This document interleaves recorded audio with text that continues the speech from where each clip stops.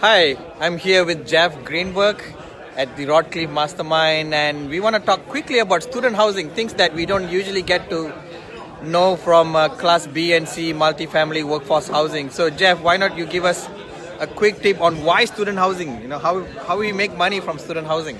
Well, as in the multifamily, we want to always add value.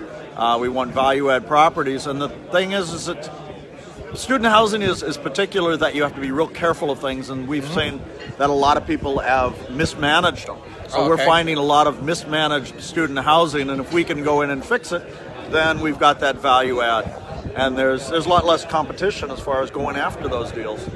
And why do you think it's mismanaged? It's more difficult. It's a very management intensive type of operation. You don't just do your typical marketing. There's a lot to do with it. You also have specific lease-up windows. You miss your lease-up window, well, you can't make it up the next month. You may not be able to make it up for the whole semester or the rest of the year.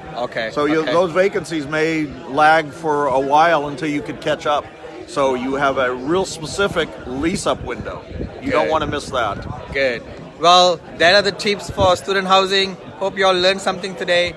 Thanks, Jeff, for joining us, and thanks for coming into this Facebook Live. Thank you. Bye. Thank you.